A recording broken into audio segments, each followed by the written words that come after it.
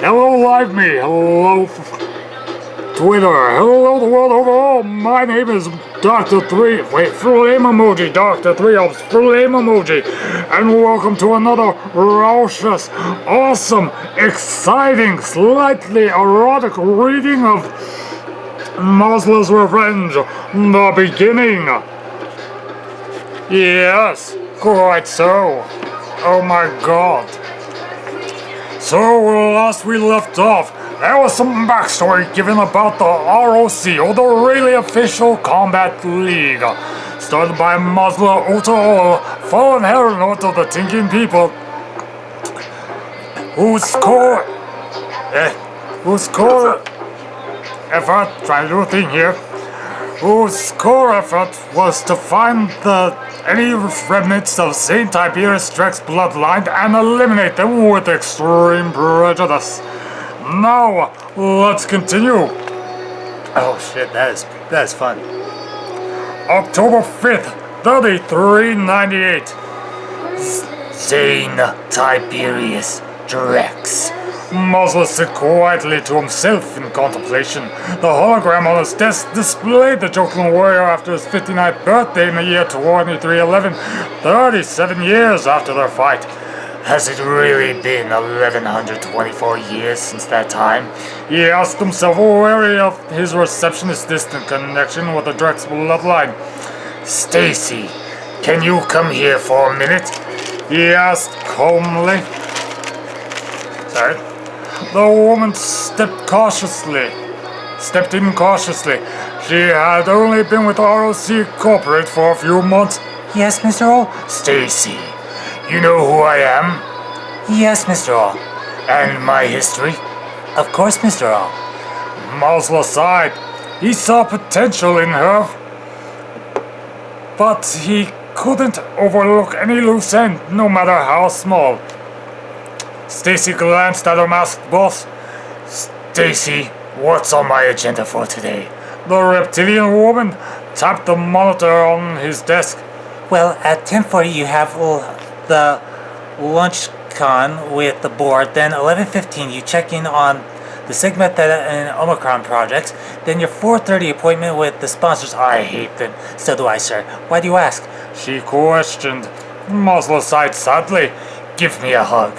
It's just been a rough morning. Stacy did as told, only her boss didn't let go. Sir,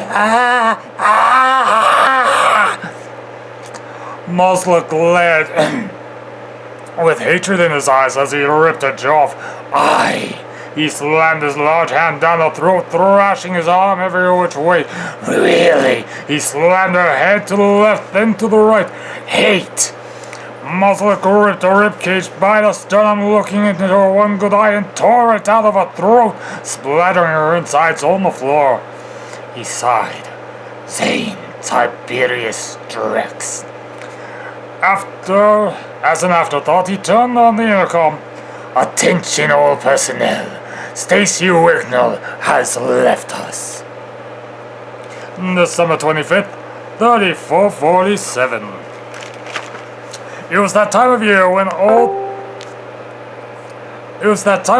all their troubles should have been forgotten. Their spirits high and cheers could be heard throughout the city. Lovers kissed on the frolic ferns, children said the Fratmas Eve prayers, and the gifts given were things of luxury. But for one Tingian, one thing was on his mind as he looked up at the starry night. The joking woman next to him simply sighed. To the victims of the Talutha Dalium, she said loudly as she took a swig of the bubbly nup in her frosted glass. Frosted Masla. They didn't deserve that. The Tingian shot her a glance, hoping for some conversation about anything at this point. Did you know, he began, slurring his words, that before the ROC became a civil, the Spinderhead used it to simply end like trillions of lives? Yeah, I did market research and found that out years ago. It's been nearly 1173 years since Zane sealed him. She coughed as the night air pushed the clouds out of the view of the twin moons of Natra and Peltnlon. Yeah, and nearly 445 years since Teluthadalium, He said, placing his hand over the warm black holes. Maslow wasted his words. Who knows how far Zane went. After what Maslow put him through, he had every right to escape the universe the way he did. The Tingian gruffly stated. Tom, don't you think you're being a little dramatic? No! Look, Janine. That man wasted no expense on those sealing arts. Don't go thinking that this so-called peace won't go uninterrupted. Tom shouted as he opened the patio door. We just got lucky last year when my boy won the last ROC.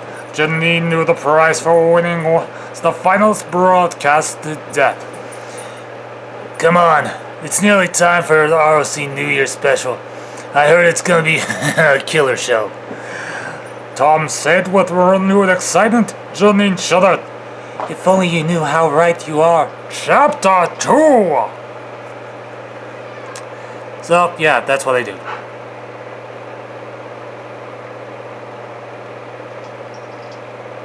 Jux? Yeah, what's up, man? So, yeah, that's what I do. That sounds, quite nice. Yeah, it's, trippy. It takes practice to be able to switch between voices, like, so rapidly. Like, just... Yeah, like, I don't even know how you do that. It's my little trade secret. I have, Alright. like... Go. Alright. Hey, Mal. Hey, are you guys streaming? Doing a story stream at the moment. You got a link to the stream? What's like a movie? Yeah,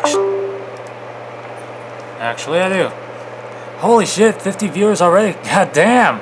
Oh my god, I love you guys so much. Also, hello Broken99, hello Colby School, hello Foxhound42, the ultimate answer to the ultimate question. Oh my god, I have to fart so bad. Country Fresh Sean, what is up? Everyone, follow Country Fresh Sean. You be doing yourselves an awesome favor. Alright, go on to Twitter unless I have... that's right, I have to fucking fuck. God. Alright, so we are doing a story stream of Maslow's Revenge. What? Thank you so much. You are awesome. What's happening? Okay. Yeah, I do have a link to the stream. It's on my Twitter. Yep, I just posted it in general. Oh, thank you. Alright, chapter 2. Need more coffee. Coffee is good. Coffee is great. Coffee is the life giver for everyone who's deciding to be creative. My cat is giving me the evil eye. It's gonna be beautiful.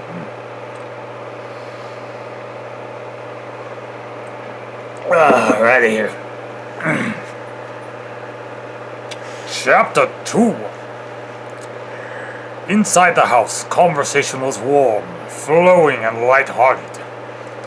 Tom had invited 20 of his closest friends like he did every year. The ratings were good for last month, but I heard the big man is trying for quicker production of Gorshins. One guest quit. I hope it goes under, another said grumpily to his elderly wife as he threw back a shot of Tom's strongest liquor. Hush, Reginosh. One life for one planet. She whispered, hoping that none of the other guests had the same mindset as her husband of 68 years. Who can blame them? Tom asked Janine as he shut the door behind her. As long as the ratings continue to be as high as last year's, the ROC battles on the smaller planets will continue to happen. Looking inside, though I did hear a rumor floating around the brass that Maslow's funneling all proceeds towards finding Zane's 800th descendant. Janine paused as the holo projection field activated, signaling the last 2 minutes before midnight. Come, let us go forward with joyous laughter and merriment. And now drunk. Sorry. Come, let us go forward with joyous laughter and merriment. And now drunk Reginald slurred as his wife heartily agreed. There were 20 guests total out of the 50 Tom had invited, but he didn't mind. An image flashed in Janine's head. There will be blood, the thought read. She shook her head as the last of the attendees shuffled into the room. Welcome A low rumbling voice began. to the Motara's year-end celebration, sponsored by really overdone Combat League, Frednikov, and now for a host, Maslow Tal. Pardon? Okay. Excuse. Thank you. Thank you! Strange voice in the wind. and now for our host, Masla Otto! The logo faded to reveal Masla dressed in a suit with a microphone in hand. Tom, a clenched fist in silent anger. The hollow of Masla waved out towards the thousands of cheering people and spoke in a deceptive tone. Oh, I see they've diverged from their normal format. Janine stated, imitating Tom with displeasure. Holy crap. Cat, I love you to death, but goddamn. With displeasure crossing her arms, Tom wasn't happy in the least. Behind me you see the ever-present Three Gods Ball, slowly becoming brighter as the end approaches. Masla cheered and waved as the red snowflakes landed on his mask. What's going on? A small Lutheran boy asked, angrily glaring at the holotron. Where's the countdown? Where's the countdown? Masla queried the cameraman. The numbers appeared next to him as he continued his facade. Ah, here we go. A cough was heard from beneath the mask. Good evening, I am Maslow Tal. The host began as everyone looked at the hollow with a mixture of ambivalence and fear. Janine felt a powerful surge in her heart. Everyone will die by my hands. The voice clamored. I want to wish you all a happy year's end with a very special countdown. Masla exclaimed as all eyes were on the three tentacles with 6-foot blades on each tip. 10. The first tentacle slammed Reginald and his wife out the window, impaling them on a light post. 9. The second slashed away at Tom, his pregnant fiancée, and his cousin's head. As Tom, his precious fiancée, and his cousin's heads thudded on the floor as the countdown continued. 8, 7, 6, 5, 4, 3, 2, 1. Explosions erupted all around the city, taking 2 to 3 blocks at a time. The building Janine had been in was launched into orbit. Hoping they could at least die peacefully, the tenants closed their eyes. The building, its tenants, and the recently deceased was shattered by a passing asteroid. Back on planet Grix, the chaos continued as the cameraman's heart was currently in Masla's hand. What do you want from us? He said as he hung over the edge of the platform by his aorta. The mask covered in ash, blood, and snow turned to his victim and said nothing as he let the cameraman fall to his death. What I want, Masla thought in contemplation, is none of your concern. October 5th, 3451. In the very outskirts of the last known universe, in Galaxy 714-B16.069, better known as the Quadcon Core, a galaxy-wide transmission was heard. It was on this day, 1177 years ago, in universe 6679-95D.917, that Zane Tiberius Drex had fought a ruthless, evil, soulless demon by the name of Mazla Ota'al. The battle was fierce, bloody, and very much nearly destroyed the mountains. But in the end, Zane defeated the monster and sealed him away using the 13 combination of Zixion, Master Nral Tai Doran. After months of Rejuvapod therapy, Zane left his home and came to the Quad Concord here in Universe 127 127,797-001P-5.758. Zane settled down with his 2 wives as is Joklin mating tradition and had 10 sons and 5 daughters. It is time for us to make sure Mazla does not know of Zane's last descendant's location. October 10th, 3451. Holy shit, we're up to 5,000 already and 70 views. Holy damn. Hey. Nice. Yeah.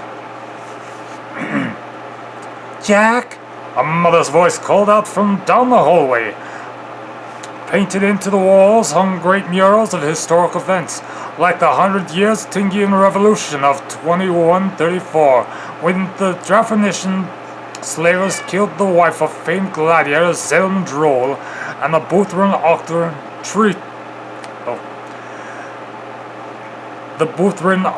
Treaty signings of 2265, 2498, and 2889 to stop the harvesting of Servert from Stargulpus. Jack Zalde Drax, where are you? Jack's mother called to him as she looked through the door's window into his room. She was angry that he was in his room cleaning it like she had wanted him to do it. Mama? Jack's voice called out from the living room. She walked towards the voice of her son, only 3 years, only to find a mutated version of her husband with a bone-white mask on his face. Mama? It called out. To a horrified Joklin mother, it slammed its bladed claw-like hand down, only to be stopped by her Medalior Faltadaz. My chosen, what ails you? Sorry. My chosen, what ails you this moment other than the beast before thee? He quipped, with little regard for the fist bashing against his face. What ails me, Father, that is... She never got a chance to finish her thought as the mutated Joklin husband crushed the Medaliori soul stone and snapped Jack's mother's neck without a word. They both died so easily. The Joklin thought to himself. Telk Drex. Mazla's voice ruptured out of the walls. Find him, kill him, then die. The puppet demolished the surrounding 8 houses as it repeatedly slammed its fists into the ground and flew off. Fartadaz, lying in a destabilizing crumpled heap, struggled to call out Jack's name, but the widening sinkhole underneath the house ended that. Before he died, Fartadaz sent a faint distressed thought to the Leori King Tripson, King Trill, King Trill. Holy shit. Thank you very much. Alright, I got a yawn. Alright, where is it? King Trill, slumbering away in his deprivation chamber, heard and felt the message hard. Mazla, the Leori said to Oli himself. The other subjects in the room with him felt the troublesome vibes as well. one of Tripson's advisor, Errol Karikni. Damn, the burps! Fuck! Hey, Isaiah. Errol Karikni burst through the doors, white as a ghost. It's him! The council's pirely oil representative stammered. King Tripson held out a hand, his eyes glowing like bright red coals on a cold winter's night. Masla may have only just escaped, but his plans are already known to us. I have faith that Zane's descendant will be able to handle this just fine. My lord! Be at rest, Ero Karikni. And that's where we're gonna stop right now. Oof, that was interesting. I've really gotta get this transferred over to a text file and then like get it published because this shit is off the chain. Yeah, it sounds actually pretty good. Yeah. I was enjoying that. Thank you. It took me like 4 iterations to get this thing right. Nice. Yeah. Oh, I'm reading a book I wrote in a notebook called Masla's Revenge. Currently we're on the 4th one, which is 60 pages long. And like I said, I really have to get this thing onto a text file. But yeah, it's something I wrote. So thank you guys so much for joining. We are at 84 fucking people. God damn. People love the stories. They absolutely love being told stories. It's something in the core of our species. You know, like when someone passes knowledge on to a younger generation or something like that. And you're right, I do agree, handstand time, but not in this stream, in the drunk stream, which will happen in approximately half an hour. So it'll be 12:02 my time, and then something 02 your time. So thank you so much for joining me and listening to me read my story that I worked so hard on. You guys are all awesome. If you just joined the stream, you can watch the replay after it processes in about 5 to 10 minutes. And if you want to keep abreast of when I'm streaming next, please feel free to follow me. And as always, boom, I will see you like a beast in the next stream. Peace. Dr. Three Arms out. Operation successful.